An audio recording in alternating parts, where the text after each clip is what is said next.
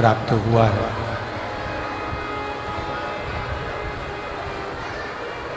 भगवान श्री मदेश्वर महादेव जी की पवित्र पावन भूमि, जहाँ भगवान शंकर की प्राकृतिक शिवलिंग विराजमान है, जहाँ आप और हम बैठकर भगवान शिव की पुनीत पावन शिव महापुराण की कथा श्रवण कर रहे हैं।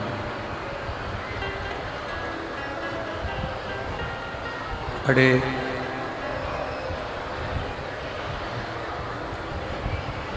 आनंद का विषय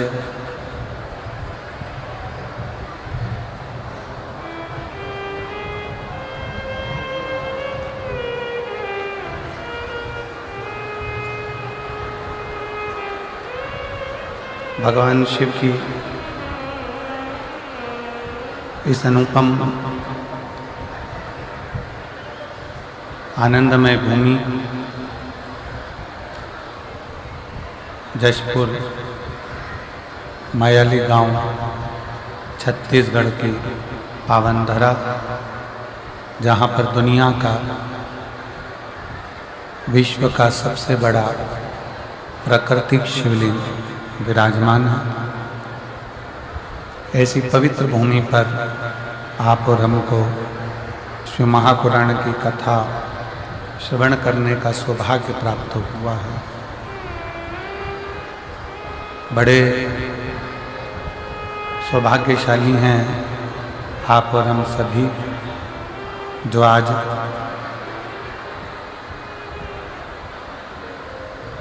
महाकाल की भूमि उज्जैन से भी हमारे मध्य में विद्वत ब्राह्मण जन महाकाल मंदिर से ही पुजारी जन पधारे। एक बार जोरदार ताली बजाकर उनके लिए साधुवाद है, प्रणाम। कथा मंडप में विराजमान जो निरंतर शिव महापुराण की कथा में हमेशा अपनी अग्रण्यता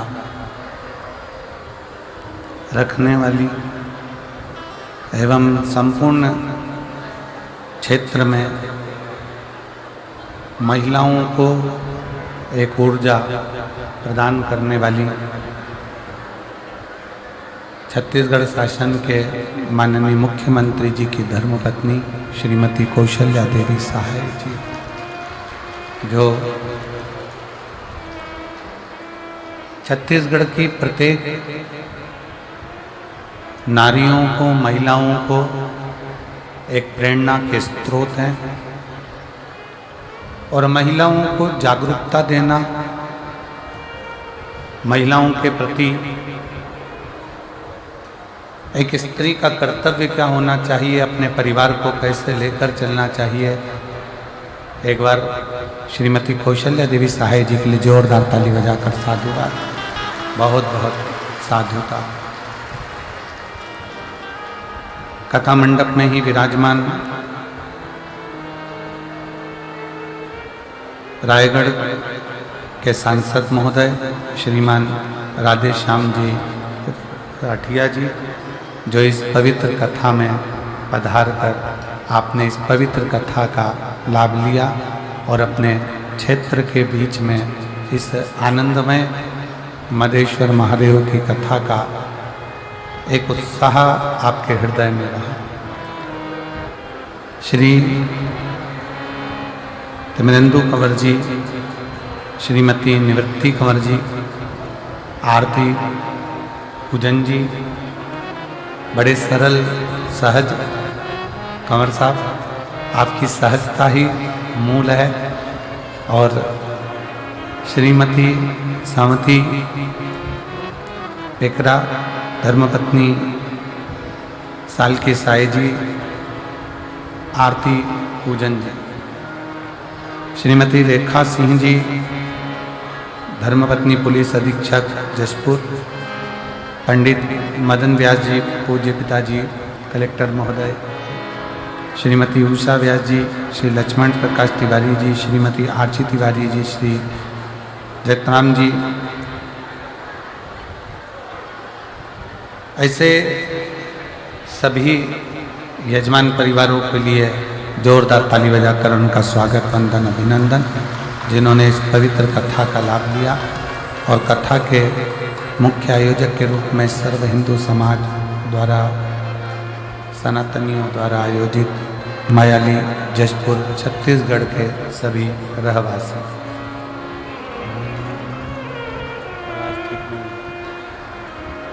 तेरी कृपा बिना न हिले एक भी अणु, लेते श्वास तेरी कृपा से तनु तनु। बखान क्या करूं मैं दागों के ढेर का, चपटी बगोत में है खजाना कुबेर का। है गंगाधार मुक्तिद्वार ओंकार तू, बोले ओंकार तू।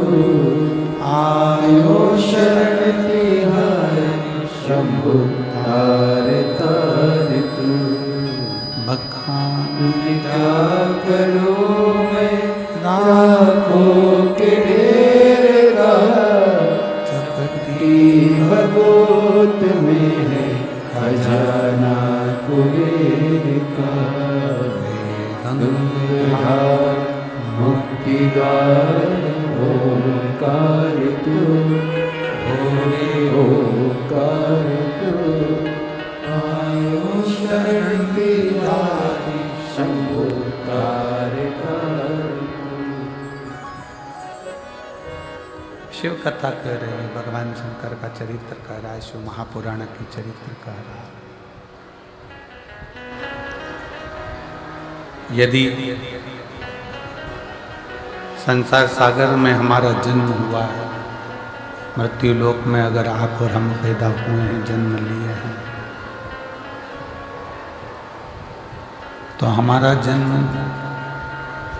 तब सार्थक है जब हम भगवान शंकर की अविरल भक्ति में डूबे हुए हैं, शिव नाम में हम रमे हुए।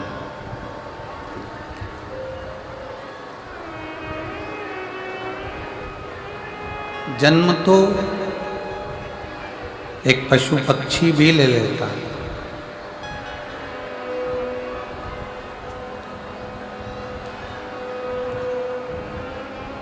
पशु भी जन्म लेता है, पक्षी भी जन्म लेता है, जलचर जीव भी जन्म लेता है, थलचर जीव भी जन्म लेता है।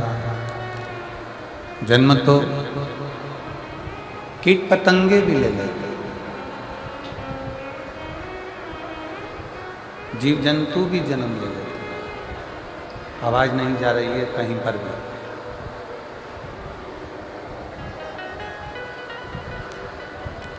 जीव जंतु भी जन्म ले लेते हैं, कीट पतंगे भी जन्म ले लेते हैं, पशु पक्षी भी जन्म ले लेते हैं, बच्चे उनके भी होते हैं। पेट वो अपना भी भर लेते हैं।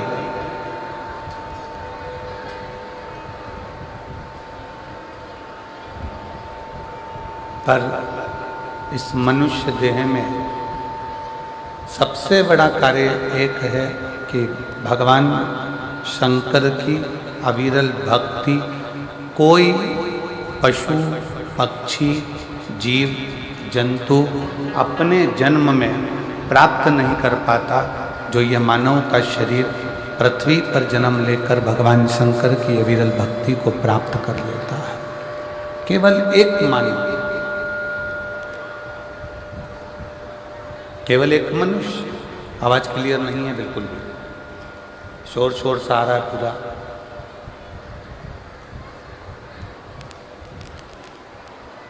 एक मानव, एक मनुष्य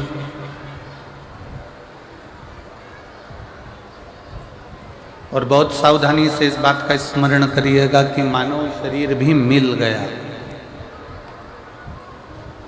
मान लो मनुष्य का शरीर प्राप्त हो भी गया, मानव का शरीर मिल भी गया।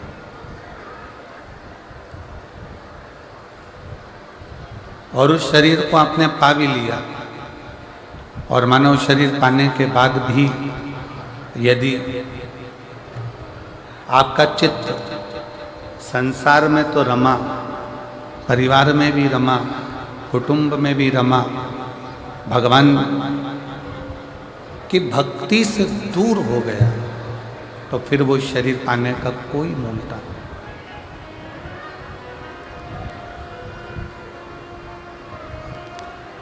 कितना सुंदर कहा है किसी ने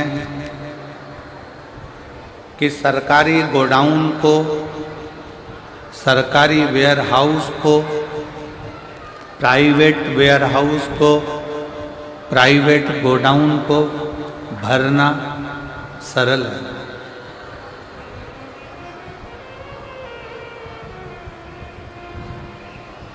वेयरहाउस को भरना सरल है, गोडाउन को भरना सरल है। एक वेयरहाउस को तृप्त करना सरल है, गोडाउन को तृप्त करना सरल है, पर संत कहते हैं, साधु कहते हैं, तपस्वी कहते हैं कि अपने मन को, इस चित्त को, इस आत्मा को, इस हृदय को तृप्त करना कठिन है, बहुत कठिन।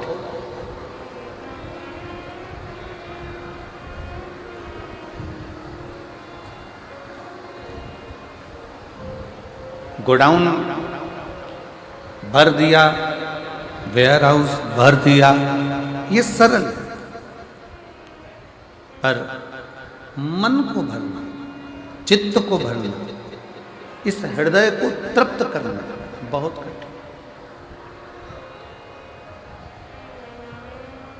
एक चरित्र आता है,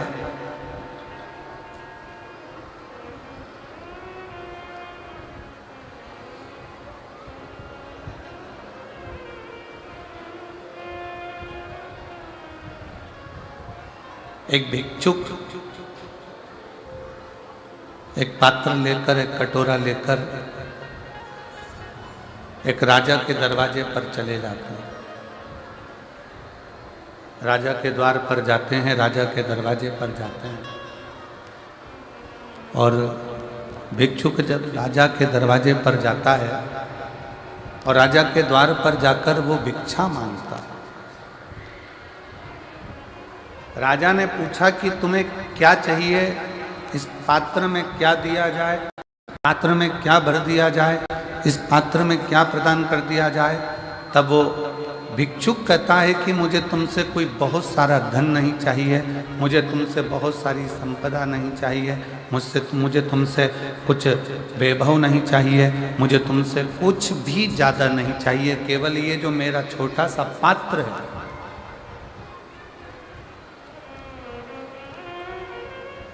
केवल मेरा ये छोटा सा जो पात्र है इसको भर दीजिए। और बहुत छोटा सा पात्र, बहुत छोटा सा।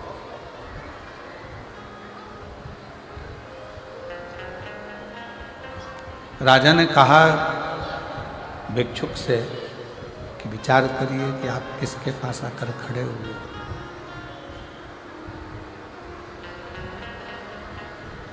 आप किसके पास आकर खड़े हो, जरा विचार करिएगा।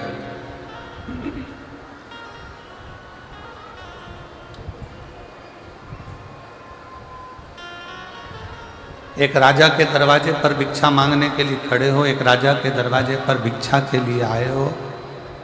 आवाज क्लियर करिए, गला पकड़ रहा है तेजी से। एक राजा के दरवाजे पर भिक्षा मांगने के लिए आए हो, एक राजा के दरवाजे पर कुछ मांगने के लिए आए हो तो थोड़ा ज़्यादा में मांग लीजिए।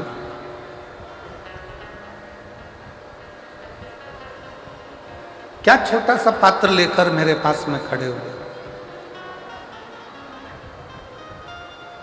इतना छोटा सा पात्र तो मैं कभी भी भर देता, एक चुटकी में मैं भर के दे देता हूँ।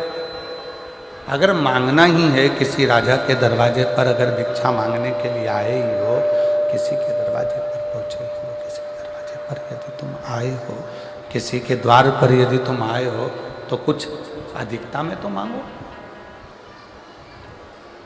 नहीं नहीं महाराज, मुझे ज़्यादा कुछ नहीं चाहिए, केवल एक ये छोटा सा पात्र है, इसको भर दीजिए। अब राजा को लगा इतना छोटा सा पात्र है, ये तो तुरंत भर जाएगा। राजा उस पात्र को लेकर अपने राजकोष में पहुंचा, भंडार में पहुंचा। सारा संपदा राजा ने उस पात्र के अंदर डाल दी, पर वो पात्र नहीं भरा पाया,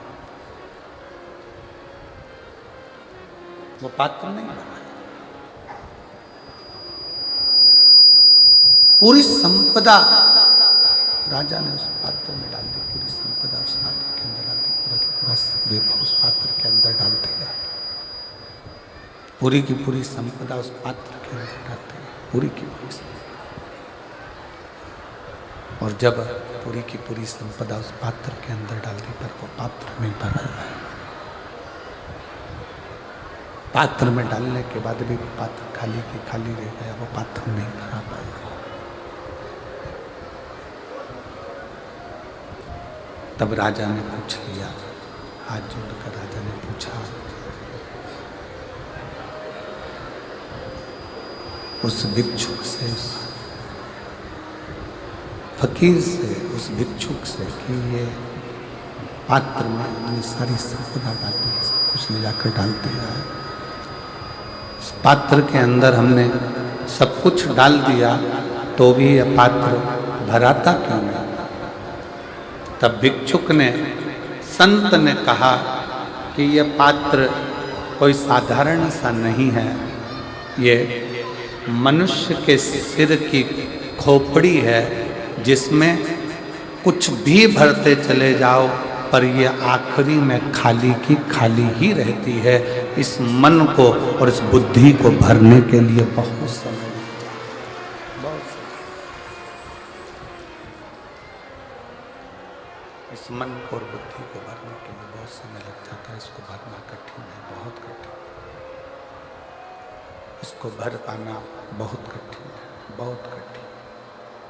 बस यही शिव पुराण की कथा कर रही है, ये भगवान शंकर का चरित्र कह रहा है, यही शिव तत्व कह रहा है, यही शंकर जी का चरित्र वर्णन कर रहा है। यही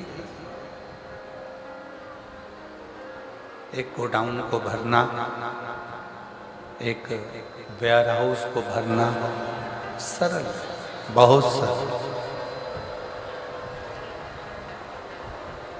पर सबसे ज्यादा कठिन, सबसे ज्यादा अगर कुछ है तो अपने मन को तृप्त करना, अपने चित्त को, अपनी बुद्धि को तृप्त करना।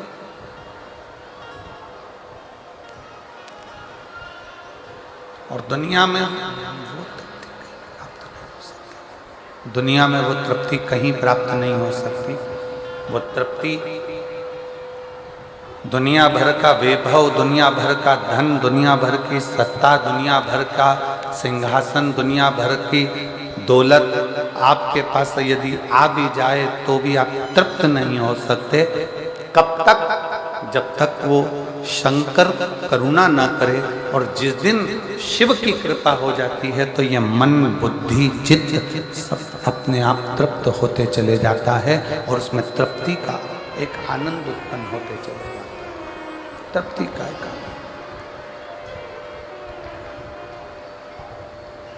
और शंभु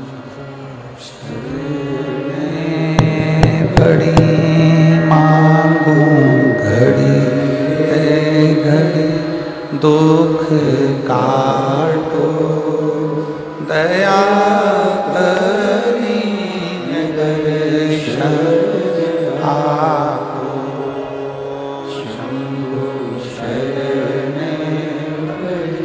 मांगू घड़ी रे घड़ी दुख काटो दया करी दर्शन आपको। जब तक शंकर करुणा न करे, जब तक कृपा न करे, जब तक तृप्ति प्राप्त नहीं हो सकती, तृप्ति मिल नहीं सकती, तृप्ति प्राप्त नहीं हो सकती। शिव की करुणा, शंकर की दया, शंकर की उदारता, शंकर की कृपा, शंकर की दया, ये हमको तृप्त कर सकती है। शिव कथा कर रही है, भगवान शंकर का संवाद कर रहा है, शिव महापुराण की कथा वर्णन कर रही है, भगवान शंकर का चरित्र कर रहा है। बहुत तेज पानी गिरे,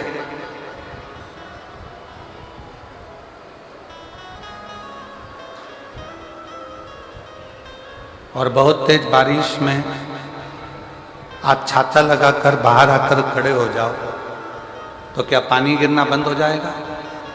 जम के बोलो जरा, बंद होगा? नहीं। बहुत तेज पानी गिर रहा हो, छाता लगाकर आप बाहर आकर खड़े भी हो गए तो पानी गिरना बंद नहीं। पर वो छाता आपको बल दे देगा। क्या बल देगा? कि कितनी भी तेज पानी आए पर ये छाता तेरे पास में है तो तुझे घबराने की जरूरत नहीं है, तू गीला नहीं हो। तू तेज पानी में भी, तेज बारिश में भी तू खड़ा हो सकता।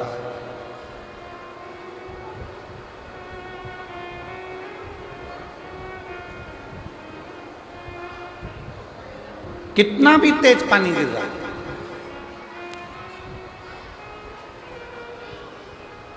कितनी भी तेज जलवृष्टि हो रही है और छाता पकड़कर आप घर से बाहर निकल गए, ग्राउंड में जाकर बारिश में खड़े हो गए, पानी बहुत तेज गिर रहा है, बहुत तेज बारिश हो रही है, बहुत तेज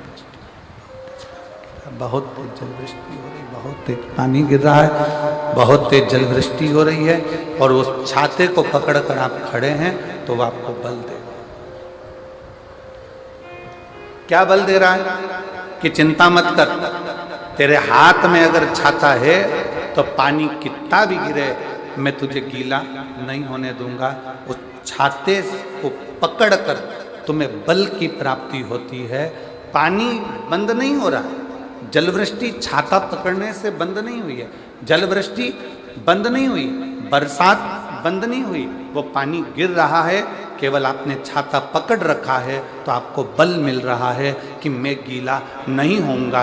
उसी तरह छाता और शिव महापुराण की कथा एक जैसी है। शिव महापुराण की कथा भी बल देती है कि कितनी भी जिंदगी में दुख आ जाए पर वो दुख एक ना एक दिन समाप्त हो जाएगा, वो दुख एक ना एक दिन समाप्त हो ही जाएगा, वो दुख एक ना एक दिन समाप्त हो ही जाएगा, वो दुख एक ना एक दिन समाप्त हो जाएगा। शंभु शंभु शंभु शंभु शंभु शंभु शंभु शंभु शंभु शंभु शंभु शंभु शंभु शंभु शंभु। वो दुख एक ना एक दिन समाप्त हो ही जाएगा। अब क्या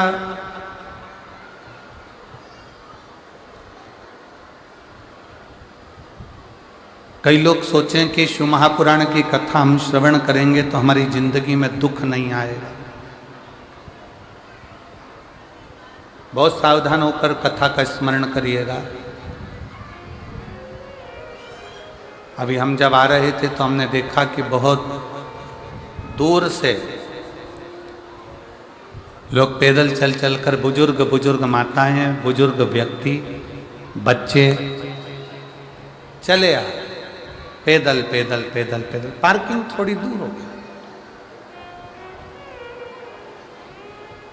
अभी हमने आते आते माननीय एसपी महोदय जी से कहा कि प्रयास करो कि जो पहले नंबर की पार्किंग है वो बहुत दूर है, थोड़ा नज़दीक में छोड़ें, जिससे ये बुजुर्ग महिलाओं को और पुरुषों को दिक्कत नहीं।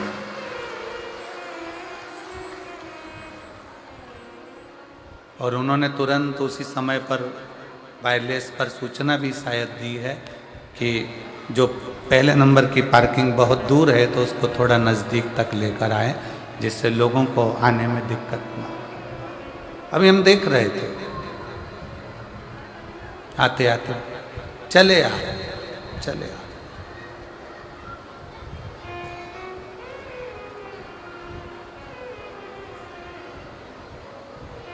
कोई तुमसे कह दे कि शिव पुराण की कथा सुनोगे तो तुम्हारी जिंदगी में दुख नहीं आएगा, तो समझ लेना कि पक्का झूठ बोल। पृथ्वी पर अगर जन्म लिया है तो दुख सुख इस मानव के शरीर में चलते ही रहते हैं।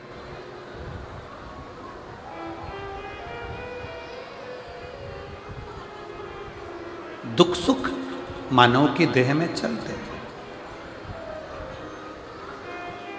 स्वयं गुरु नानक देव जी से बाले ने पूछ लिया था, हमारा जन्म होता है, बाले पूछता है गुरु नानक देव जी से कि जन्म के समय पर बच्चा क्यों रोता, किस लिए? गुरु नानक देव जी से पूछा कि जन्म के समय पर बच्चा क्यों रोता है?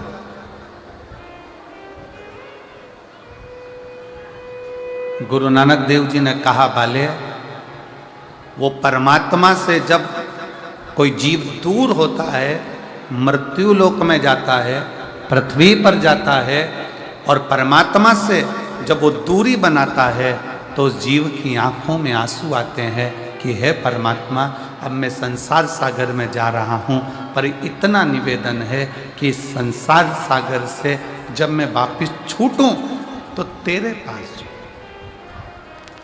छूटने के।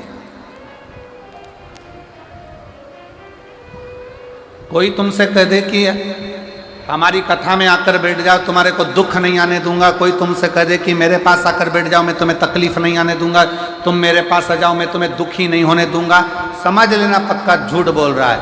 शिव महापुराण की कथा कहती है कि संसार में अगर जन्म लिया है तो दुख और सुख इन दोनों का सामना तो करना ही पड़ेगा। और राम जी का पृथ्वी पर जन्म हुआ तो राम जी ने सामना करा, भगवान कृष्ण का जन्म हुआ तो भगवान कृष्ण ने सामना किया। रामकृष्ण परमहंस जी पृथ्वी पर जन्मे, माँ जगज्जननी जगदम्बा से उनकी बात होती थी तो भी उन्होंने दुख का सामना करा। संत तुकाराम, संत नामदेव जी, मीराबाई, कर्माबाई, जितने राष्ट्र के संत हुए, अगर मृत्यु लोक पर जन्म लिए हैं तो दुख सुख का सामना तो करना पड़ा। ध्रुव जी महाराज, प्रहलाद जी महाराज, ऐसे कितने कितने जो मृत्यु लोक पर जन्म लेकर दुख और सुख के सामना करते हैं। दुख सुख का सामना तो करना पड़ता।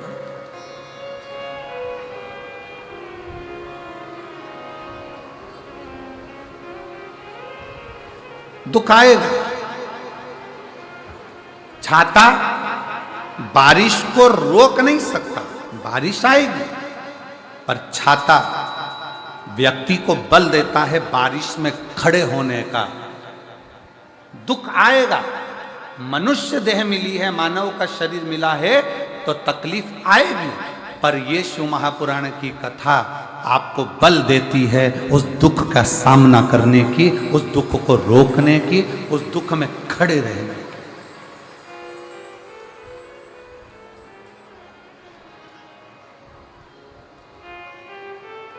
आएगा जरूर।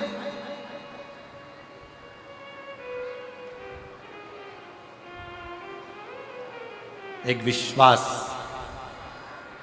एक भरोसा, एक दृढ़ता, और आपकी भगवान की भक्ति, आपका भजन, आपका स्मरण, उस दुख आ भी रहा है तो आपकी चित्त वृत्ति में नहीं बैठ पाए, नहीं बैठे।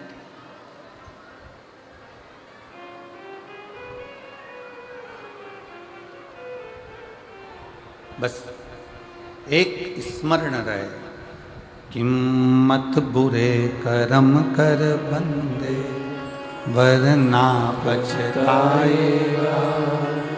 भगवान की आँखों से तू बच नहीं पाएगा, तू बच नहीं पाएगा।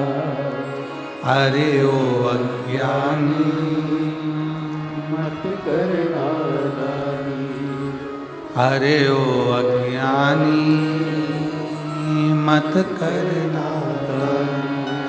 तेरे कर्म का फल तू ही पाएगा, जैसा किया तूने तेरे आगे आएगा।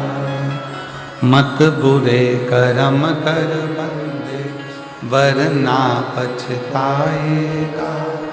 भगवान की आँखों से तू बच नहीं पाएगा, तू बच नहीं पाएगा। अरे ओ अज्ञानी मत करना, अरे ओ अज्ञानी मत करना। दुख आएगा पर तुम्हारा सुनी हुई शिव महापुराण की कथा, तुम्हारा चढ़ाया गया एक लोटा जल, तुम्हारा किया गया भगवान का भजन, उस दुख को तुम्हें महसूस नहीं होने देगा। उस दुख को तुम्हारे भीतर प्रवेश नहीं हो। एक तत्व है, देखिए अच्छा है।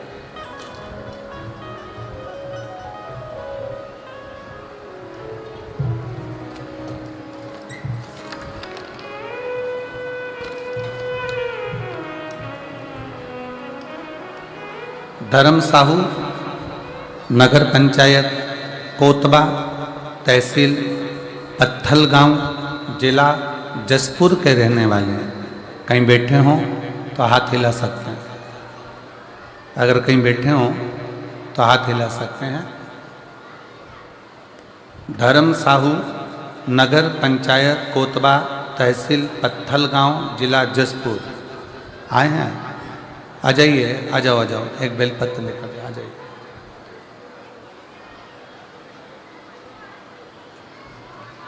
मेरा भतीजा जिसका नाम दीपांशु साहू है, उम्र 22 वर्ष है। पत्र को एलईडी पर पढ़ सकते हो, आस्था चैनल पर पढ़ सकते हो। दीपांशु साहू उम्र 22 वर्ष है, जिसे हल्का बुखार आया तब गांव के ही डॉक्टर को दिखाए तो उन्होंने दवाई दिया और आराम करने को कहा, किंतु उनका तबीयत खराब हो रहा था। तभी उसे लेलूंगा के डॉक्टर साहब को दिखाया। टेस्ट में पता चला कि उसको पीलिया हो गया, डेंगू पॉजिटिव आया, और टेस्ट में पता चला कि इसका बिलीरुबिन उसका बढ़ा हुआ है। अब क्या करें गुरुदेव? लेलुगा के डॉक्टर साहब को बताते हुए तब शरीर पूरा के पूरा उसका पीला हो गया था। तुरंत हम लोग उसको रायगढ़ के मेट्रो हॉस्पिटल में भर्ती किए और दूसरा दिन उसका 30.10 मिलीग्राम आया। वह भी कोई सुधार नहीं हुआ। डॉक्टर ने बोला कि इसको दवा दे देते हैं। तब समझ में आया क्या करें। तब हम उसको रायपुर के कृष्ण केयर हॉस्पिटल में एडमिट किए। वहाँ पर लेकर गए तब मालूम पड़ा कि इसका लीवर काम करना बंद कर दिया है और लीवर भी बेकार हो गया है। डॉक्टर ने उसको आईसीयू में डाल दिया और लीवर की व्यवस्था के लिए कह दिया। डॉक्टर ने कहा कि इसका लीवर बदलना पड़ेगा। हम लोग लीवर की व्यवस्था में लग गए और खूब आंखों में आंसू भरकर रोते रहे। डॉक्टरों के कहने पर लीवर ढूंढते रहे। तभी हमको एक लीवर का डोनर मिल गया और लीवर का डोनर मिला जो तुरंत बुलाने पर आहा कि तुम चिंता मत करो, मैं अपना लीवर इस बच्चे को देने को तैयार हूँ। डॉक्टर साहब ने ऑपरेशन की तैयारी कर ली। तभी डॉक्टर ने कहा कि इसका खर्चा लगभग 25 लाख रुपए होगा, और 25 लाख का खर्चा होगा। तब हमारे समझ में नहीं आया कि अब करें तो करें क्या। ऑक्सीजन उसका बेकार होते जा रहा, डायलिसिस चालू कर दिया, लीवर डैमेज हो गया, और लीवर देने वाला भी मिल गया, डोनेट करने वाला भी मिल गया। तभी उसी समय पर डॉक्टर के यहाँ पर कोई मरीज आया था, और उस मरीज के कहने पर मेरी धर्मपत्नी ने कहा कि शंकर के मंदिर से एक बेलपत्र लेकर आ जाओ, जब तक डोनर आ रहा है जो लीवर देगा। एक बेलपत्र लेकर आ जाओ। धर्मपत्नी तुरंत कही और मंदिर शिव के गए, एक बेलपत्र लेकर आए, शंकर जी को जल चढ़ाया, श्री शिवाय नमस्तुभ्यम का जाप करना प्रारंभ करा, और बाबा से विनती करी, बाबा अगर मेरा भतीजा आज की ही तारीख में ठीक होगा, जहां भी कथा हो रही होगी वहां मैं जरूर आऊंगी। डॉक्टर ने ऑपरेशन की तैयारी करी, लीवर डोनेटर आ गया, ऑपरेशन थिएटर में ले गए। जैसी दूसरी जांच प्रारंभ हुई, इतनी देर में जो डायलिसिस हो रहा था, डॉक्टर ने कहा इसका डायलिसिस की जरूरत नहीं है। ऑक्सीजन बढ़ने लगा और धीरे धीरे लीवर ने काम करना प्रारंभ कर दिया। लीवर काम करना प्रारंभ करा, डोनेटर देखता रहा, और डोनेटर ने कहा कि अगर लीवर चाहिए तो मैं बैठा हूं। डॉक्टर ने मना कर दिया, अब इसको लीवर देने की जरूरत नहीं है। इसके लीवर ने काम करना, किडनी ने काम करना प्रारंभ कर दिया, और मैं आज बाबा को धन्यवाद देने के लिए आया हूं। पूरी रिपोर्ट भी साथ में लगाया हूं जो कि डॉक्टरों ने दी थी, जिसके अंतर्गत लीवर किडनी दोनों डैमेज हुई थी। साधु था, आइए एक बार जोरदार ताली बजाएं। साधु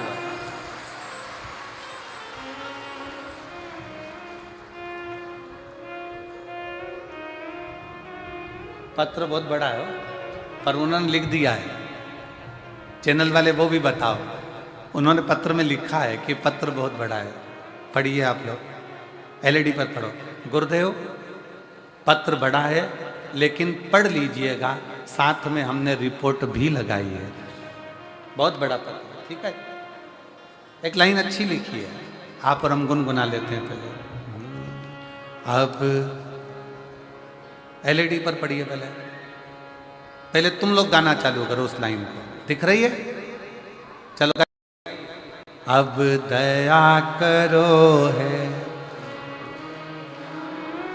मस्त रहूं तेरी मेरे सिर पर रख दो, मस्त रहूं तेरी मस्ती में, दया करो है भोलेनाथ, मस्त रहूं तेरी मस्ती में। आप ही का पुत्र है जो 22 वर्ष का है, जिसका लीवर किडनी सब डैमेज हो गया था, और शिव कृपा से पुनः काम करना प्रारंभ करा। एक बार जोरदार ताली बजा।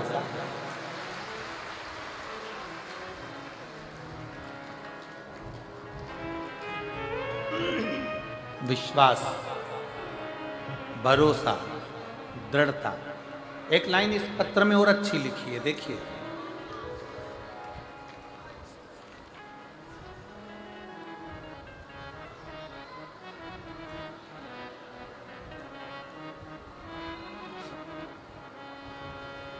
जैसे ही बच्चे को आराम लगा, आपकी कथा नवा रायपुर गनौद में चल रही थी। नवा रायपुर गनौद में कथा चल रही थी। तब जाकर हमने पंडाल में बैठकर बाबा से प्रार्थना करी थी कि बाबा इसको अच्छा कर दो। आज फिर निवेदन करूंगा, दुनिया की दृष्टि में ये केवल शिव महापुराण का पंडाल है। दुनिया की दृष्टि में यह केवल शिव महापुराण का पंडाल है, पर जो इस पंडाल में आकर बैठ जाता है, शिव महापुराण की कथा कहती है, वो पंडाल नहीं, वो पिता का घर है, और पिता आपकी बात को सुनता है और वर प्रदान करता है। ये शिव है। अकाल मृत्यु वो मरे जो काम करे चंडाल का, और काल उसका क्या बिगाड़े जो भक्त हो महाकाल का, जो शंकर की आराधना में डूबा। जो शिव की उपासना में डूबा।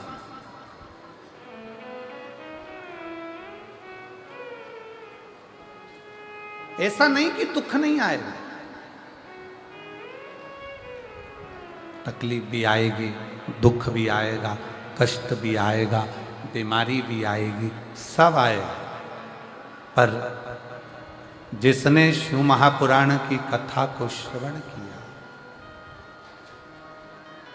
जिसने मेरे शंकर भगवान को एक लोटा जल समर्पित किया, जिसने भगवान शिव की आराधना की है, तो ये निश्चित है दुख तब आकर चला जाएगा, मालूम भी नहीं पड़ पाएगा और अपना जीवन सार्थक होता चले जाएगा।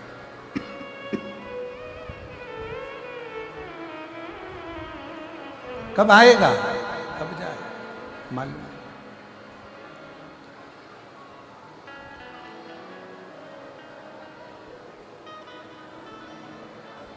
छाता बारिश में खड़े होने का बल देता है।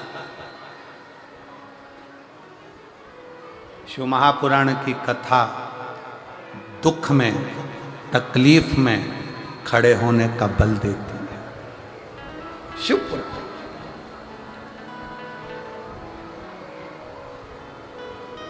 बहुत दुख है, बहुत तकलीफ है, बहुत कष्ट है,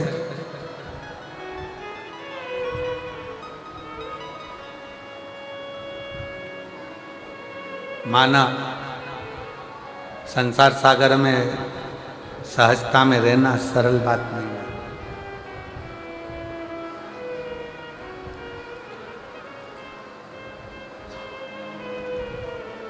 कई लोग कहते हैं गुरुजी आज के जमाने में दया करो तो दुख प्राप्त होता है, दया ही दुख का कारण है।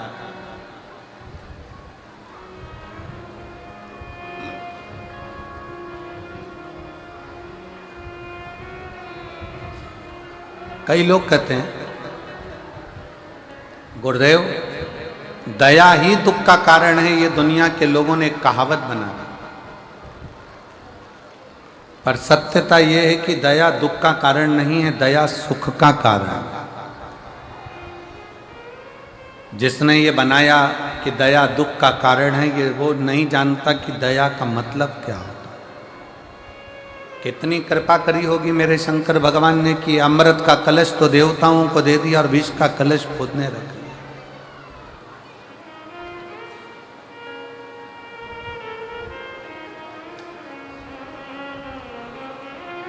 विष स्वयं के पास अमृत दे दिया देवताओं को कि ले जाओ।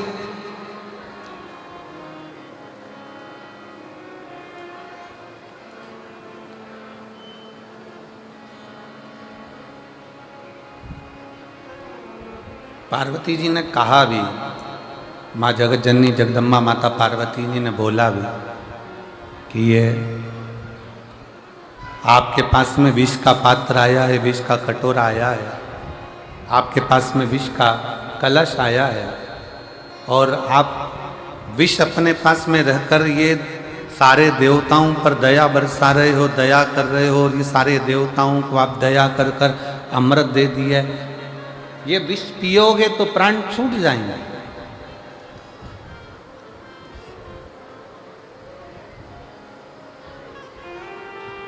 शंकर भगवान ने कहा नहीं नहीं, देवता अमृत पीकर भी अमर नहीं हो पाएंगे और शंकर भगवान कहते हैं कि मैं विष पीकर भी अमर हो जाऊंगा क्योंकि मैंने यहां करुणा करी है, दया।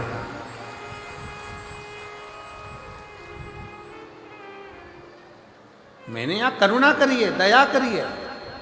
देवता अमृत पीकर भी, अमृत पीने के बाद भी अमर नहीं हो पाते और मैं विष पीकर भी अमर होता हूं। ऐसे संसार सागर में कई लोग हैं, कई ऐसे भी हैं जिनका बहुत वर्चस्व है, खूब नाम है, खूब सत्ता है, खूब वैभव है, खूब प्रतिष्ठा है, खूब आनंद है, चारों तरफ सुख ही सुख है। और एक व्यक्ति वो है जिसको दुनिया के लोग गाली देते हैं, अपशब्द कहते हैं, ताना देते हैं, आड़ा टेढ़ा कहते हैं, बहुत ठोकर लगाते हैं, बहुत ठोकर।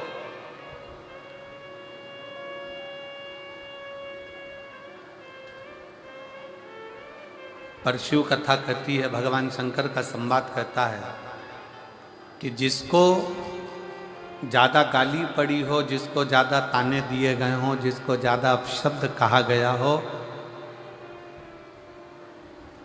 वही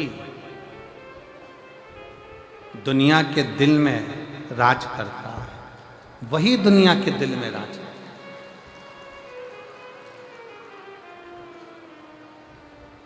अब आप लोग जरा अंदाजा लगाइएगा, उस जब जब सोशल मीडिया को देखोगे, जब जब यूट्यूब पे घूमोगे, जब जब आप इंस्टाग्राम पर जाओगे, जब जब आप फेसबुक पर जाओगे, जब जब आप व्हाट्सएप पर जाओगे, आप सोशल मीडिया को छानोगे तो दिन भर 24 घंटे लोग वो मोदी जी को गाली देते हुए मिलेंगे। मोदी जी ने ये कर दिया, मोदी जी ने वो कर दिया, मोदी जी ने ये कर दिया, मोदी जी ने वो कर दिया, 24 घंटे। पर अगर आज संपूर्ण भारत की भूमि पर, पूरा संपूर्ण भारत की भूमि अगर आज भगवामय नजर आ रही है तो ये उन्हीं की देन है जिसने किसी ना किसी रूप में सनातन धर्म को मजबूत किया। बोल बम का नारा है, बोल बम का नारा है, सारी समस्या का हल।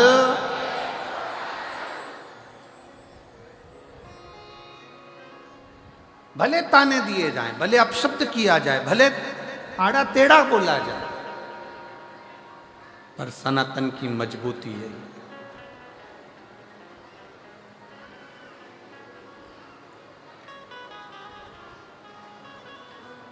और मजबूत होना चाहिए। शिव कथा कर रही है, भगवान शंकर का चरित्र कथा है। माता पार्वती जी स्वयं भगवान शंकर से कर रही है, तुम दया करते हो और दुख पाते हो। भगवान शंकर कहते हैं, दया मैंने कर दी, थोड़ा सा दुख जीवन में अगर आ भी गया तो मुझे स्वीकार है, पर इतना वचन जरूर देता हूं।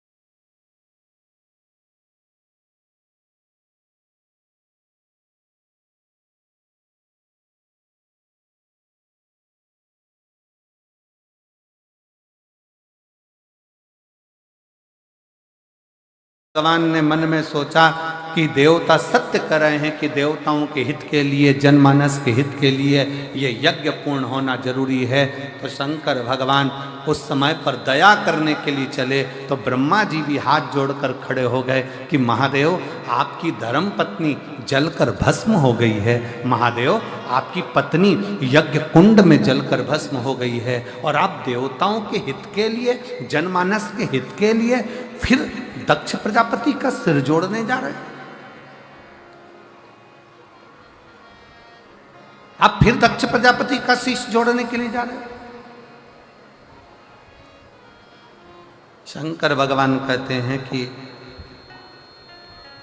कुछ भी हो, पर संसार में रहने वाले जीवों का, देवताओं का, मृत्यु लोक में रहने वाले मानवों का कभी भी अहित नहीं होना चाहिए। सर्वे भवन्तु सुखी, सब सुखी रहे। आज कितनी विडंबना है, कितनी विडंबना।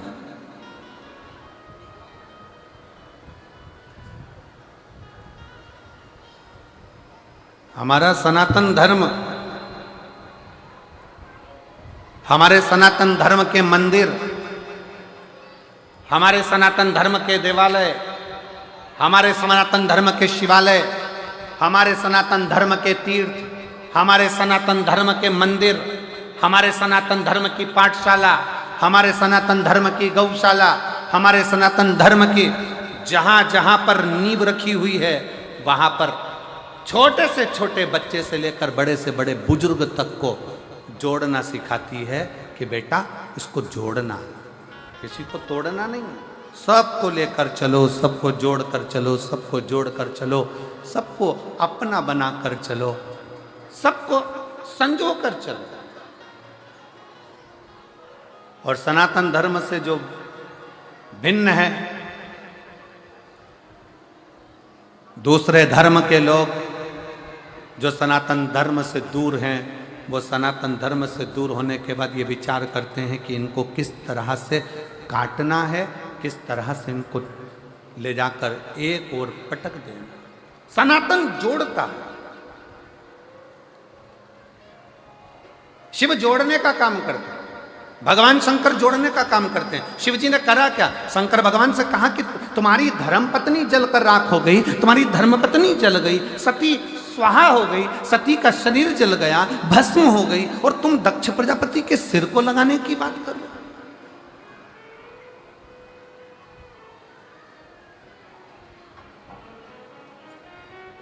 विचार करिएगा जरा, जिस हॉस्पिटल में बहू की डिलीवरी हो रही है, जिस हॉस्पिटल में पत्नी की डिलीवरी हो रही है, जिस हॉस्पिटल में पत्नी का जापा हो रहा है, जिस हॉस्पिटल का डॉक्टर तुम्हारे मरीज का इलाज कर रहा है, थोड़ा सा अगर देरी हो जाती है, थोड़ी सी अगर उसमें तकलीफ हो जाती है, बच्चे को, पत्नी को कुछ हो गया, मालूम पड़े समाप्त हो गए, तो घर के लोग एक प्लानिंग बनाते हैं कि बताओ हॉस्पिटल में लेकर गए थे, वहाँ डॉक्टर ने ऐसा कर दिया, उसका ये कर दो, उसको नाश कर दो, उसमें आग लगा दो, उसमें ये कर दो। जरा विचार करिएगा, परिवार का एक व्यक्ति को अगर थोड़ी सी भी चोट आती है तो लोग चक्का जाम कर देते हैं, लोग रोक देते हैं। और जहां देव अधिदेव महादेव की धर्म पत्नी माता सती जलकर भस्म हो गई, और भस्म होने के बाद भी शंकर जी से कहा गया कि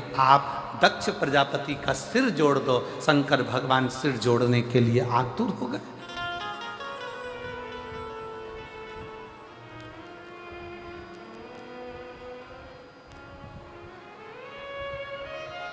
भगवान देव अधिदेव महादेव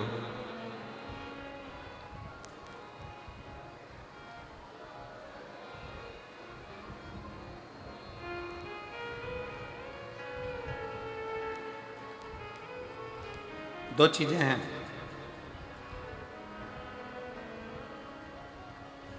सृष्टि में प्रेम होना चाहिए कि दृष्टि में प्रेम होना चाहिए? जरा उत्तर दे जसपुर वालों, सावधानी से उत्तर दीजिएगा। सृष्टि में प्रेम होना चाहिए कि दृष्टि में प्रेम होना चाहिए?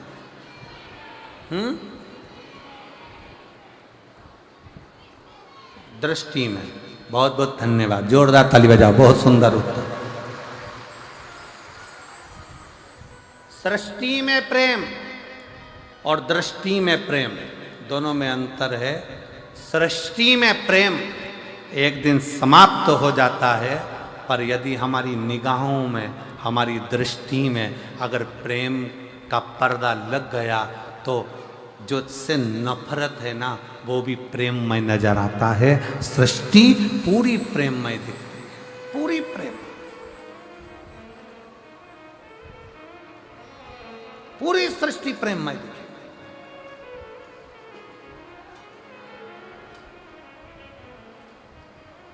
और रचा है सृष्टि को जिस प्रभु ने, वही ये सृष्टि चला रही। रचा है सृष्टि को जिस प्रभु ने, वही ये सृष्टि चला रही। जो पेड़ हमने लगाया पहले, जो पेड़ हमने लगाया पहले, उसी का फल अब हम पा रहे हैं। रचा है सृष्टि को जिस प्रभु ने, वही ये सृष्टि चला रही। रचा है सृष्टि को जिस प्रभु ने, वही ये सृष्टि चला रही।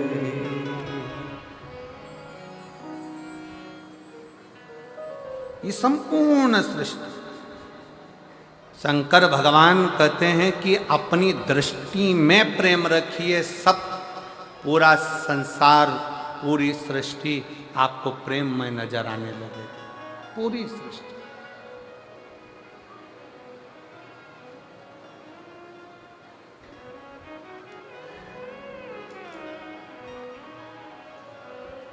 शंकर जी के मंदिर कौन कौन जाता है एक लोटा जल चढ़ाने? जरा हाथ उठाओ सब। जाते हो सब लोग? रख लो रख लो रख लो रख लो। आज के समय में सबसे व्यस्त देव हैं देव अधिदेव महादेव।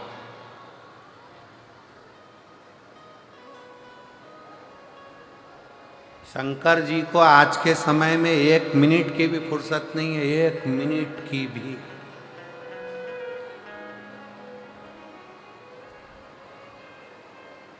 सारे देवता एक बार तैयार होते हैं, फिर दूसरे दिन तैयार होते हैं। शंकर भगवान हर 2 मिनट में तैयार होते हैं, हर 2 मिनट में। कोई आया, 1 लोटा जल चढ़ाया, हर हर महादेव, नीला धुला के, भगवान का स्नान करा के, त्रिपुंड लगा के, माला धरा के, बेलपत्री चढ़ा के वो गई। इतनी देर में दूसरी आ गई, सिर पे पल्लू लगकर हर हर महादेव। उसने भी नीला धुला के, त्रिपुंड लगाया, पत्ती चढ़ाई, श्रृंगार करा। इतनी देर में तीसरी आ गई, शंभो सर। और मंदिर में उसने झाड़ू लगाई, पोछा लगाया। झाड़ू पोछा लगाने के बाद बैठ गई बाल्टी भर के, शंकर जी को फिर उंडेल दिया, उंडेल कर फिर श्रृंगार कर दिया, श्रृंगार करके फिर वो गई। इतने में तीसरी आ गई, जूड़ा बांध के। फिर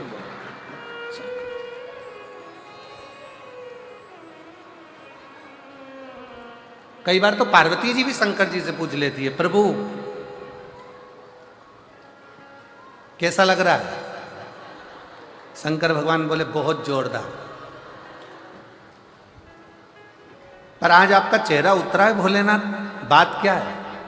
शंकर जी बोले, वो कमलाबाई रोज आती थी, 3 दिन से नहीं आई है, उसका टेंशन है मुझे, कहाँ रह गई?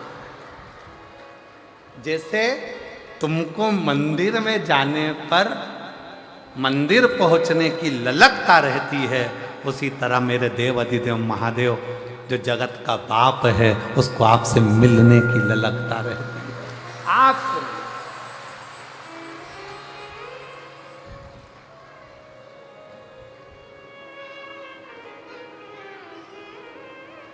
वो आपसे मिलना चाहता।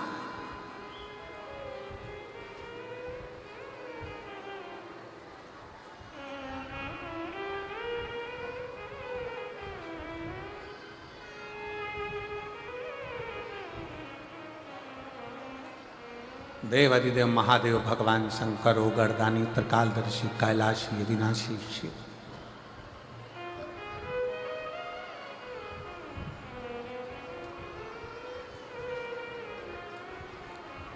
भगवान शंकर, भगवान शिव,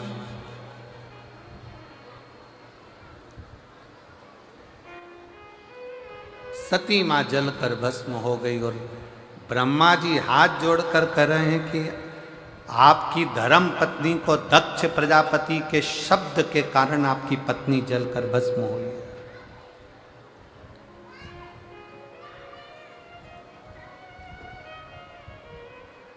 दक्ष प्रजापति के ऐसे शब्द पड़े कि आपकी पत्नी जलकर भस्म हो गई और आप वो दक्ष प्रजापति का सिर जोड़ने के लिए जा रहे हैं।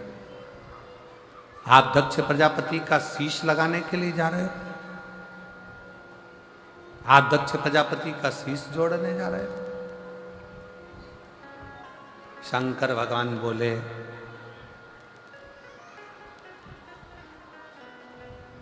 व्यक्ति को अपना कर्म करना नहीं छोड़ना चाहिए।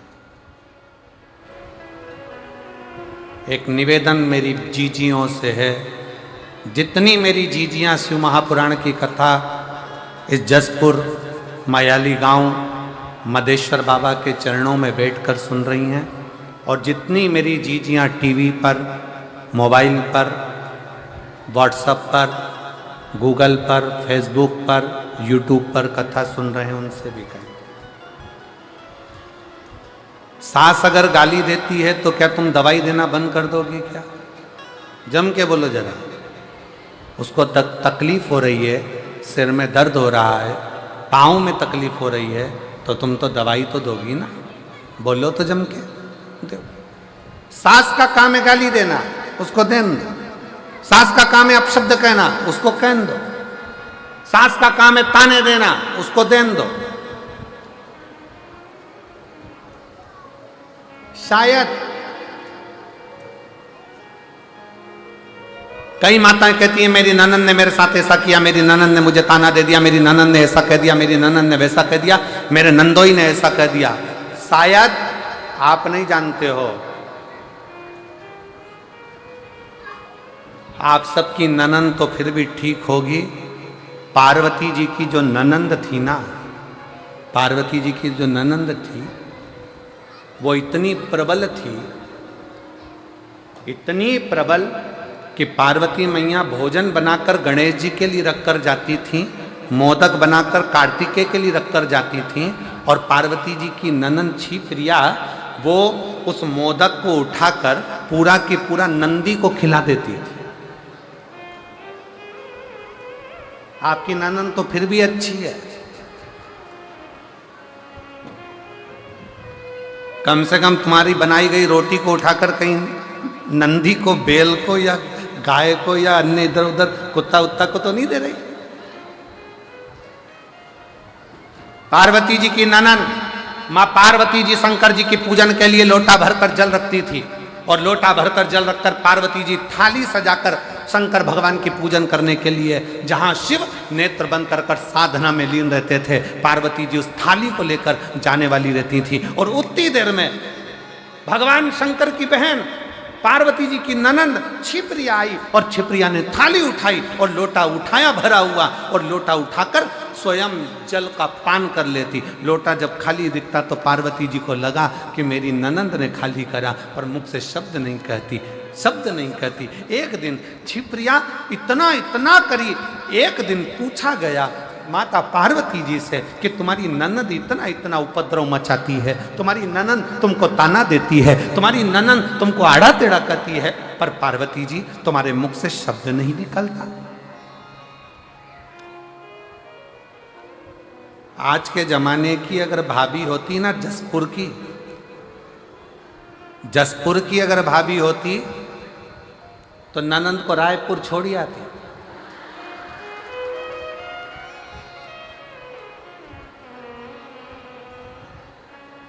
और दूसरी बार फोन भी नहीं लगाती कि तुम रक्षाबंधन पर।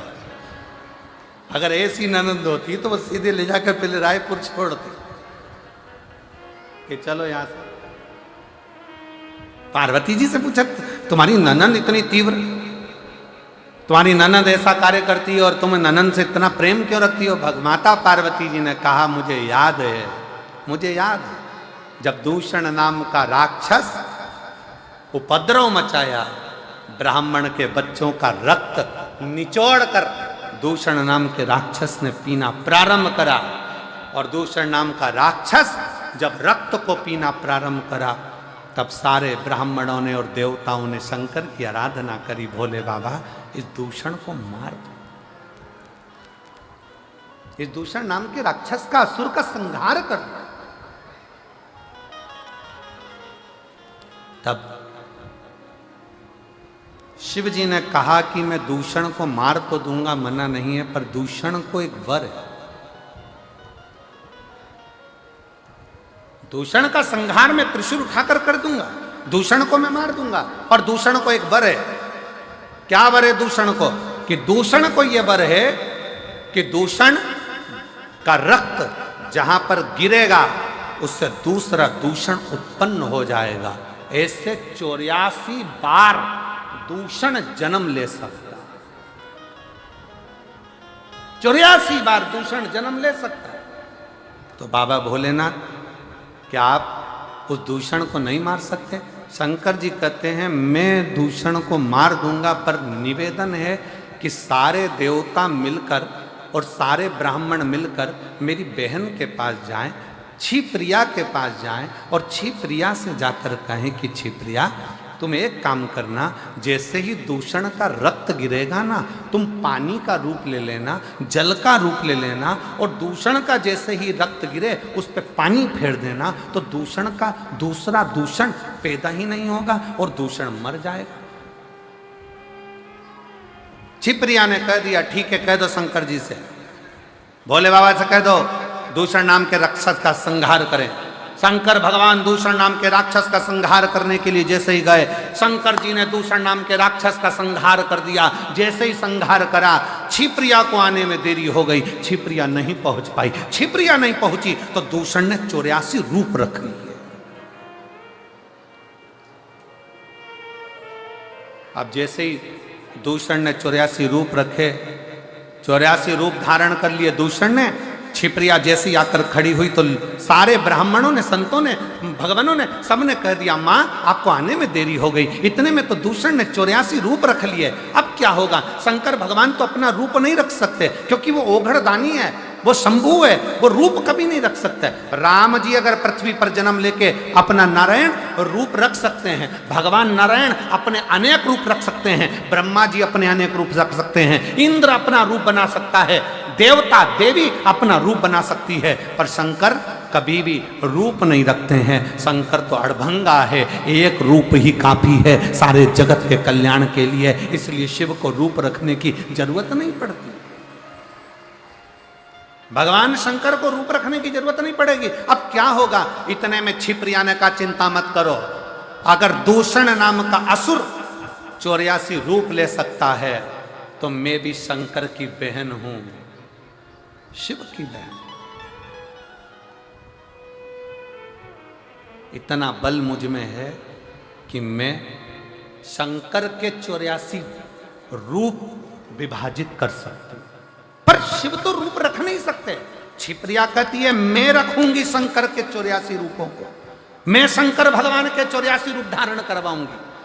और मां क्षिप्रिया ने अपने जल का वेग इतना तेज करा कि शंकर भगवान के 84 रूप हो गए, और 84 रूप धारण कर कर, दूषण 84 थे, उन 84 दूषण को शंकर भगवान काल अधिपति महाकाल ने 84 रूप धारण कर कर संहार कर दिया। माँ क्षिप्रिया ने हाथ जोड़कर निवेदन कर दिया, भैया अब इस महाकाल वन में इस महाकाल की भूमि में, इस अवंती का प्रदेश में, हे मेरे भैया आप इन्हीं 84 रूप में विराजमान रहना और मेरे काल अधिपति 84 महादेव के रूप में अवंती का पुरी में विराजमान। अवंतिकापुरी में 84 रूप में मेरे देव अधिदेव महादेव विराजमान हो गए।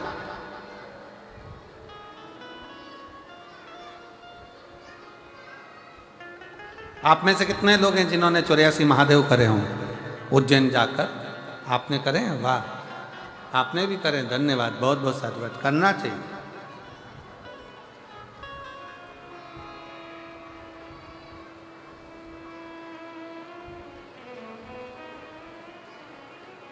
कभी उज्जैनी अवंतिका प्रदेश में जावे, महाकाल वन में जावे, तो एक बार 84 महादेव मेरे महाकाल बाबा के जो 84 रूप हैं उसका दर्शन अवश्य करें, अवश्य।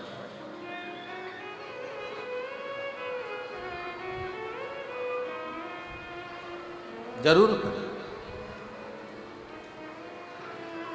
और कभी अगर योग लगा, बाबा ने करुणा करी, तो आपके साथ हम भी कर लेंगे। हो एक आध बार योग लग गया तो देवाधिदेव महादेव का करो 84 बाबा के। हम तो पहले बाबा के दर्शन करने के लिए महाकाल बन गए थे, तो तब पूर्ण रूप से 84 महादेव दर्शन हुए हैं, पर एक बार अवश्य जाओ, करो दर्शन, करना चाहिए। शिव कथा कह रही है, भगवान शंकर का संवाद कर रहा है, शिव महापुराण की कथा कर रही है। जरूरी नहीं कि दुख बहुत हो, पर उसमें जो शक्ति है वो शिव तत्व की शक्ति। एक पत्र है बहुत अच्छा, देखिए।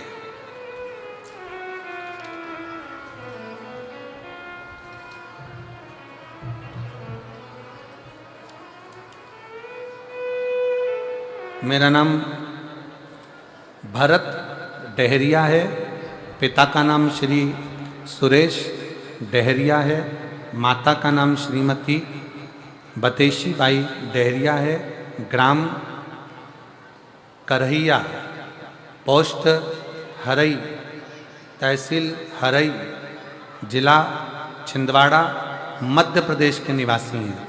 कहीं बैठे हों तो हाथ हिला सकते हैं, अगर कहीं बैठे हों तो हाथ हिला सकते हैं।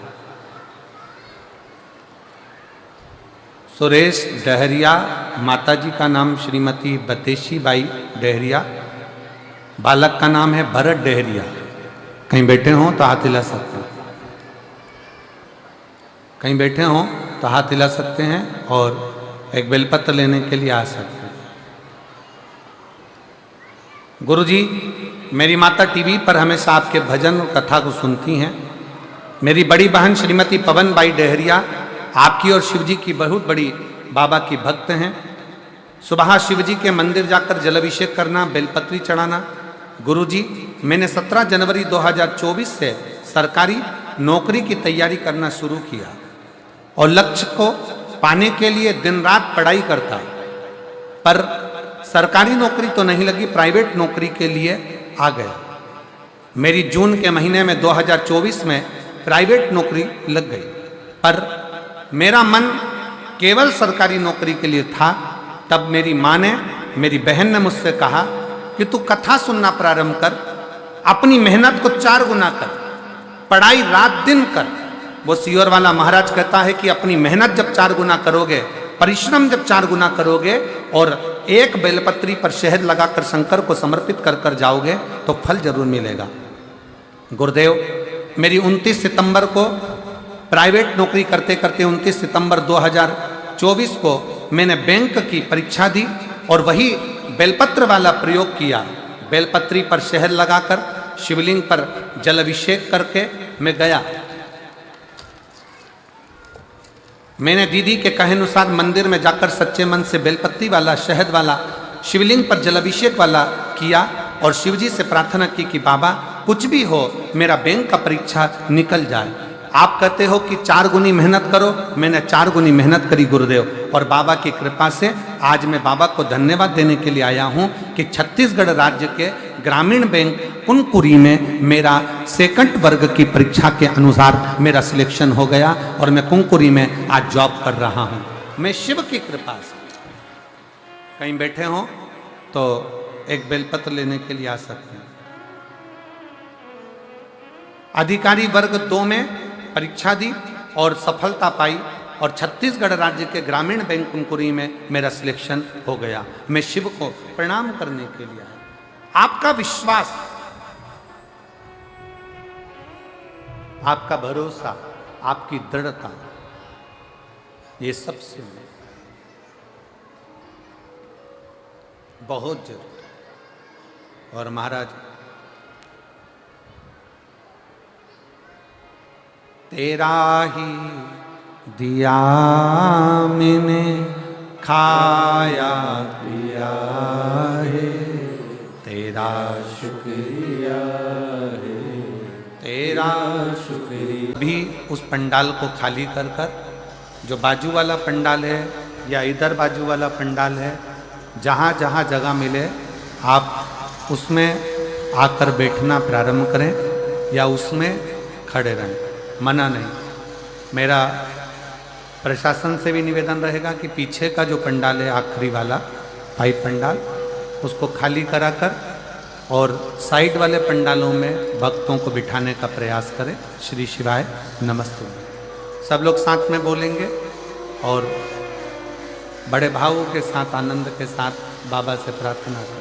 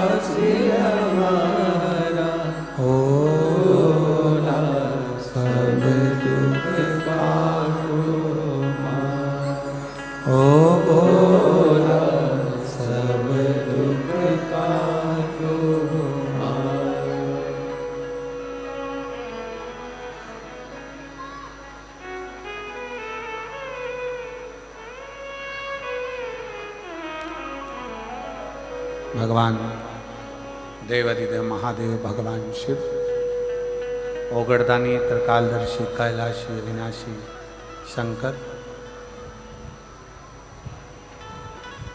कथा कर रही है।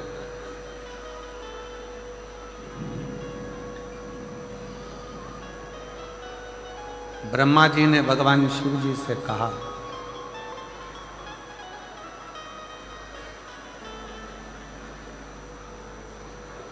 और ब्रह्मदेव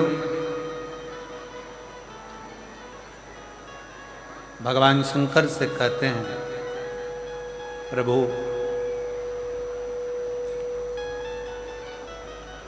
हे दयालु, हे दातार, ये तो बताओ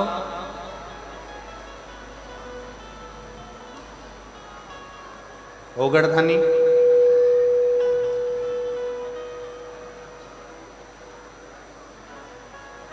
जिन दक्ष प्रजापति के शब्दों से, जिन दक्ष प्रजापति की वाणी से, जिन दक्ष प्रजापति के शब्दों से, जिन दक्ष प्रजापति की वाणी के द्वारा आपकी धर्म पत्नी माता सती जलकर भस्म हो गई,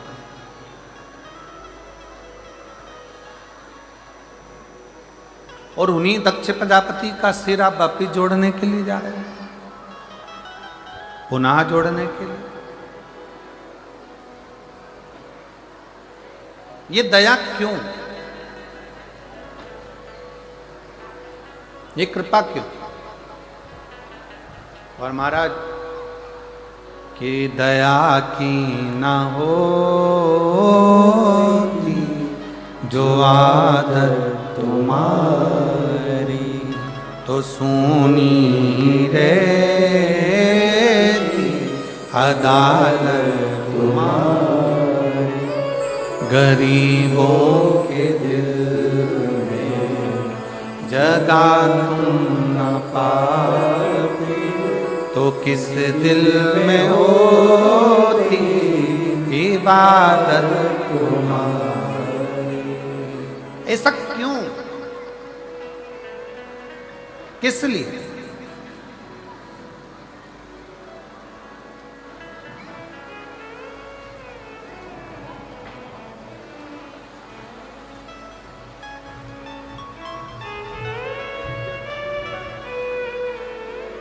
एक बार जोरदार ताली बजाओ। इस बच्चे का सरकारी नौकरी लगा है और बहुत भाव से इसने शिव की सेवा की।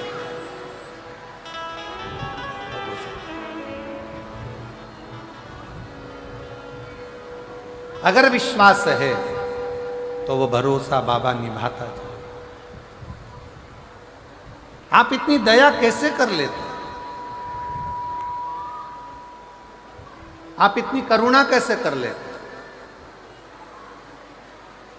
अभी कथा में कहा कि सास गाली दे, अपशब्द कहे, ताने दे, आड़ा टेढ़ा बोले, तो भी बहू का फर्ज है उसकी सेवा करना, और वो करते हो, करते हो।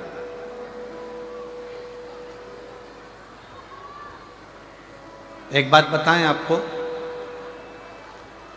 स्वयं के समय में और बाप के समय में बहुत अंतर है।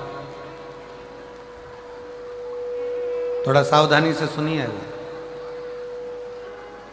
अपने समय में और अपने बाप के समय पे, अपने पिता के समय में बहुत अंतर है।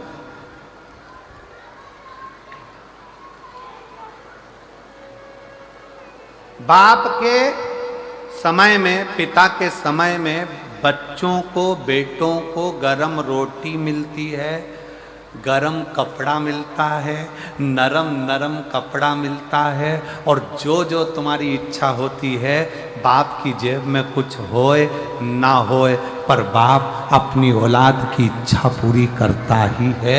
वो पिता होगा, वो पिता।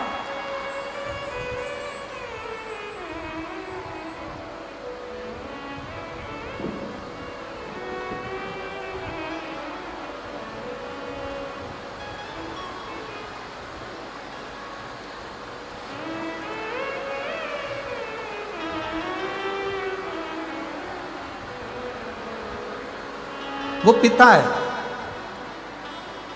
एक पिता का समय और एक अपना स्वयं का समय, दोनों में अंतर है। देखिए पानी बहुत तेज है, और निवेदन है, फिर निवेदन कर रहे हैं कि जो पंडाल 3 लगे हैं बड़े बड़े, तो जो पीछे के जो टेंट वाले पंडाल हैं उसमें से आप लोग निकल कर बड़े बड़े मूल पंडालों में आ जाएं, और उसमें हवा पानी बहुत तेज है, उसका स्मरण रखें। शिव कथा कर रही है, भगवान शंकर का संवाद कर रहा है। पिता का समय और स्वयं के समय में एक बहुत बड़ा अंतर है। पिता के समय में गरम रोटी भी मिलती है, पिता के समय में गरम कपड़ा भी मिलता है, पिता के समय में नरम कपड़ा भी मिलता है, और पिता के समय में जो हमारे मन के अंदर कामनाएं होती हैं, जो चाहने की इच्छा होती है, पिता उसको पूर्ण करने में लगा रहता है। पिता उसको पूर्ण कराने,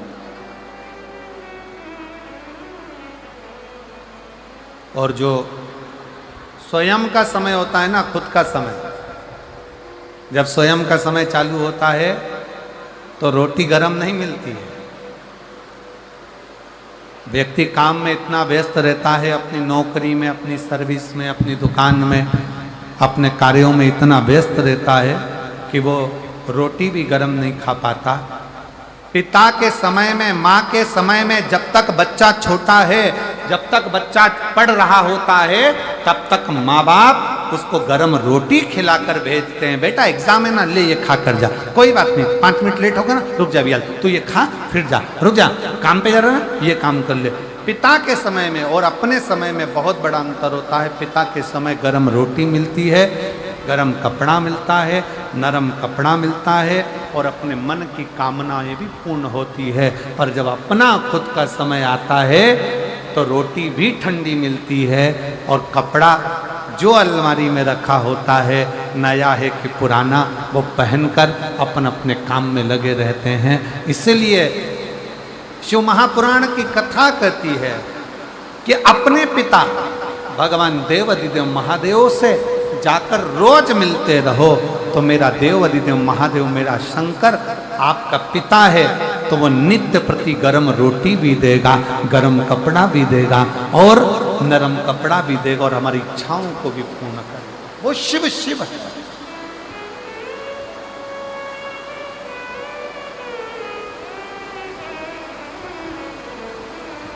हर हर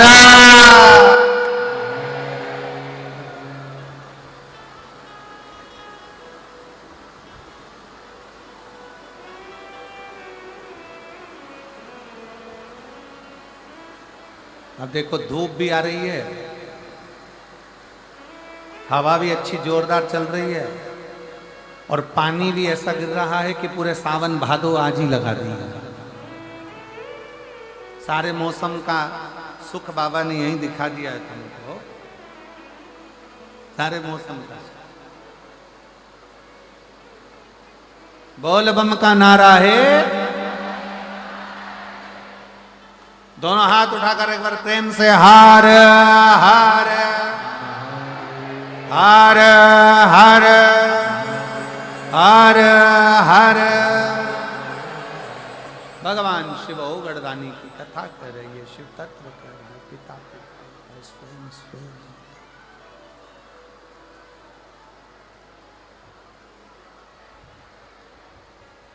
प्रभु ऐसी दया, ऐसी करुणा आप कैसे प्राप्त कर लेते हैं? आप कैसे? शंकर भगवान से ब्रह्मा जी कह रहे हैं, स्वयं शिव जी से ब्रह्मदेव कह रहे हैं कि प्रभु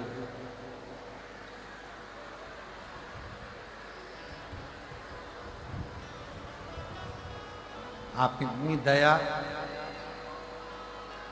जिस दक्ष प्रजापति के यज्ञ में आपकी धर्म पत्नी माता सती जलकर भस्म हो गई हो,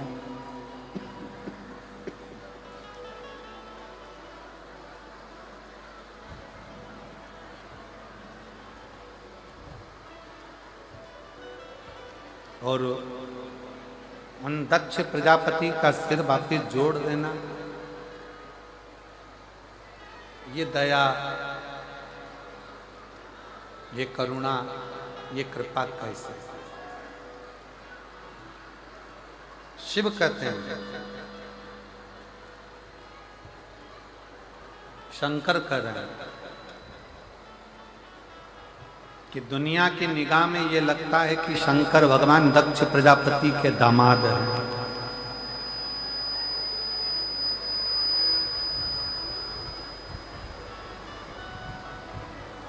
दुनिया की दृष्टि में शिव दक्ष प्रजापति के दामाद हैं, ये दुनिया की दृष्टि।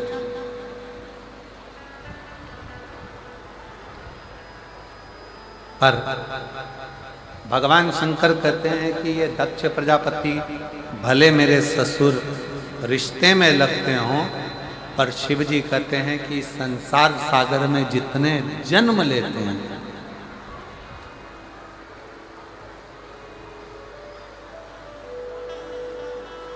जितनों का जन्म इस संसार सागर में होता है, जितने संसार सागर में जन्म लेते हैं, जितनों का जन्म इस संसार सागर में होता है, शिव कहते हैं मैं उनका पिता हूं और वो मेरे पुत्र, वो मेरे पुत्र हैं।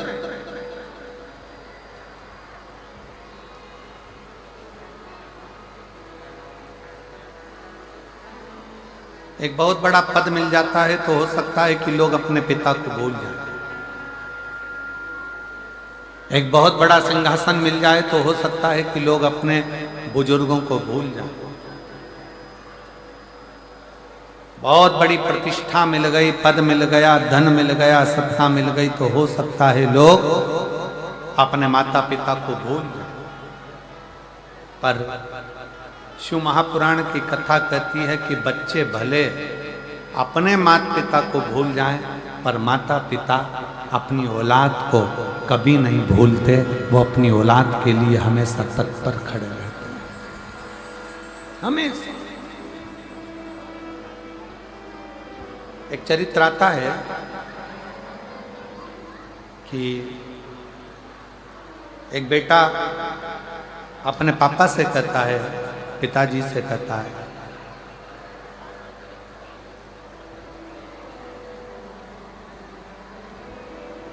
पिताजी मुझे आपके साथ नहीं रहना, आप मुझे जायदाद का हिस्सा दे दो, जमीन के हिस्से कर दो, मेरी प्रॉपर्टी मुझे दो और मैं जाऊं। पिताजी ने समझाया बच्चे को कि बेटा क्या ये विचार करना कि मुझे मेरी प्रॉपर्टी दे दो और मैं घर छोड़कर जा रहा हूं, ये श्रेष्ठता नहीं। नहीं पापा, मुझे तुम्हारे साथ नहीं देना।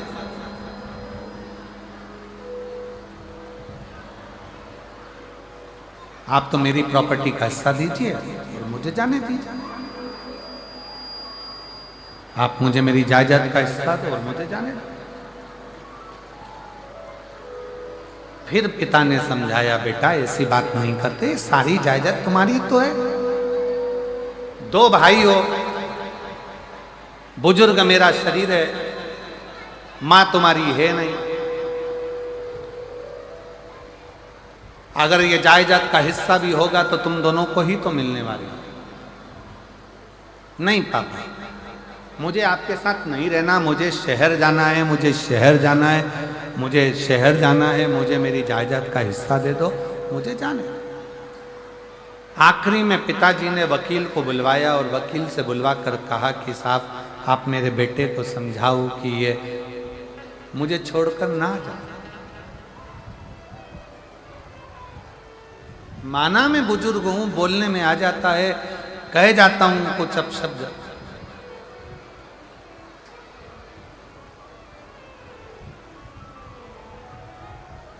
वकील ने समझाया बेटे को कि देखो ये सब तुम्हारा ही है, आज बाप है, पिता है, सब तुम्हारा है। क्यों ऐसा सोचना, क्यों शहर जाना, क्यों छोड़कर जाना? नहीं नहीं, मुझे जाना, मुझे यहां नहीं रहना। आखिरी में वकील ने भी समझाया, गांव के लोगों ने समझाया, बेटा नहीं माना और अपना हिस्सा लिया और चलो। शहर में गया तो बहुत बहुत दोस्त मिल गए।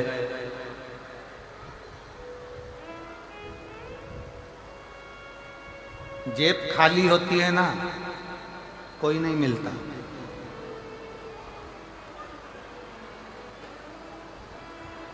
जेब खाली होगी तो कोई नहीं मिलेगा।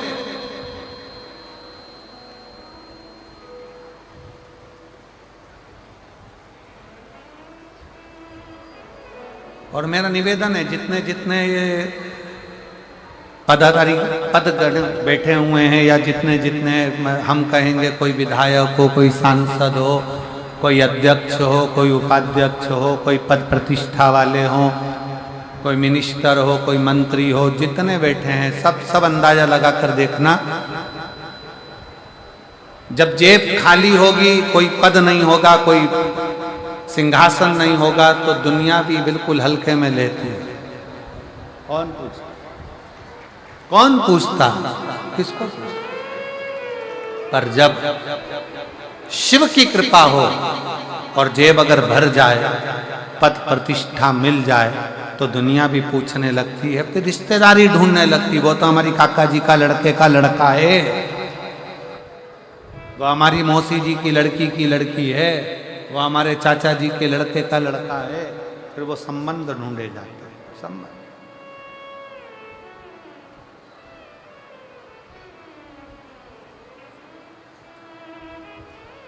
पिता ने समझाया, वकील ने समझाया, रिश्तेदारों ने समझाया, पर नहीं माना।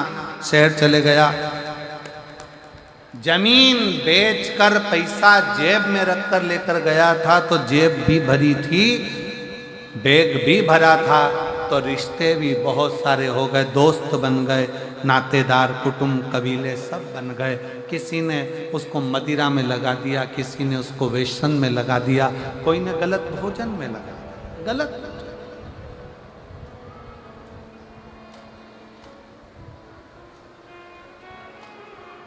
एक पत्र है,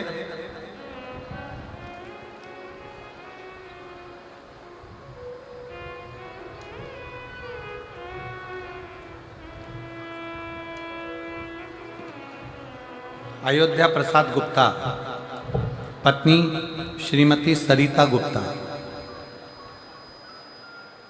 मेरा मोबाइल नंबर ये है। हम कुमकुरी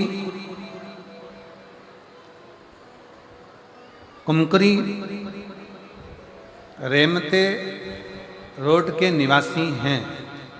कहीं बैठे हो तो हाथ हिला सकते हैं। आप ही हैं, आ जाओ, एक बेलपत्र लेकर जाना चाहिए। गुरुजी, इस व्यासपीठ के सामने मैं सत्य कहना चाहता हूं, 2023 में आपकी पहली बार कथा सुनना प्रारंभ करें। इससे पहले हम आपको नहीं जानते।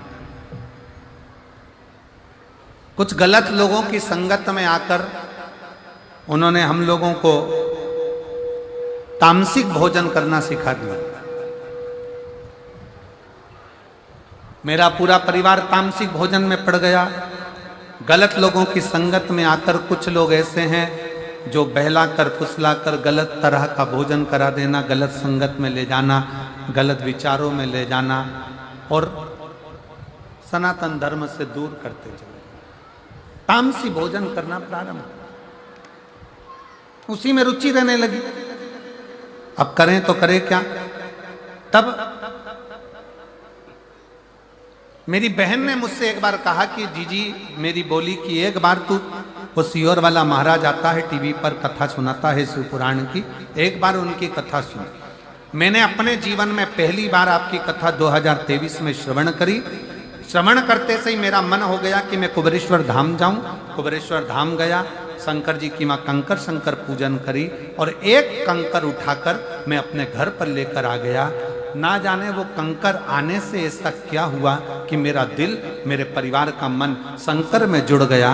और जिस दिन से कंकर शंकर मेरे घर में आए, उस दिन से मेरा तामसी भोजन भी छूट गया और मेरा विचार अपने सनातन धर्म की मजबूती की ओर आगे बढ़ा। एक शिव तत्व किसको कहते हैं? आ जाइए। एक शिव की उपासना किसको कहते हैं?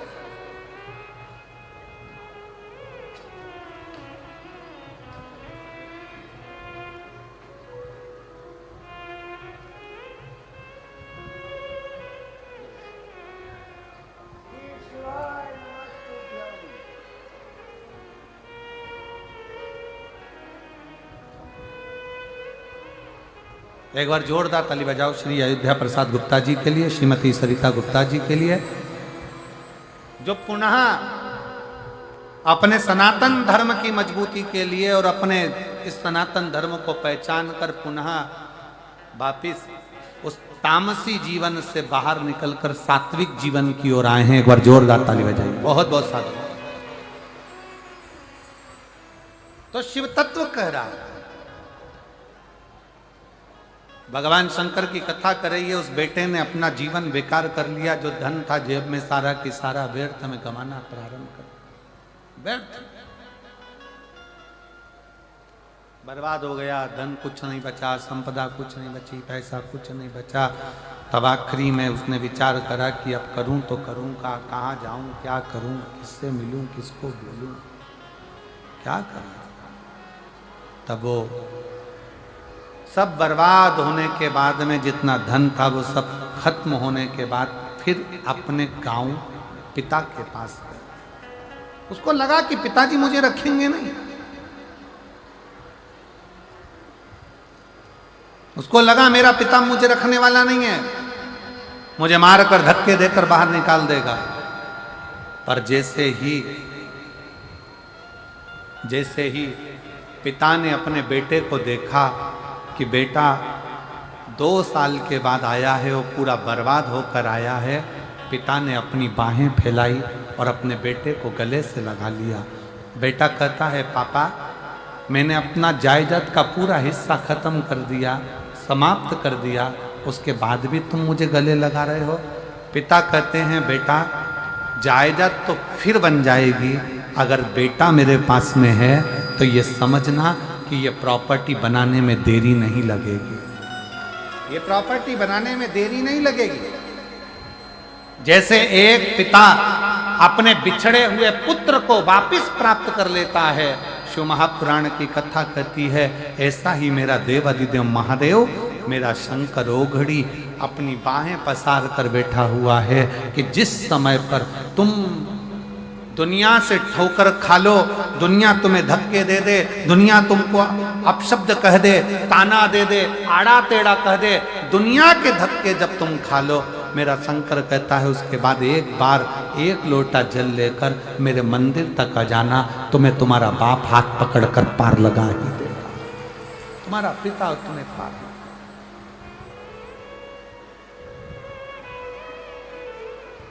और मैंने तेरे ही भरोसे बाबा, तेरे ही भरोसे हवा बिच उड़ती जावागी, बाबा डोर हर तो चढ़ी राम कटी जावागी, भोले मैं तेरी वतन शंभो मैं तेरी वतन, हवा बिच उड़ती जावागी, बाबा डोर हटो छड़ी राम कटी जावागी।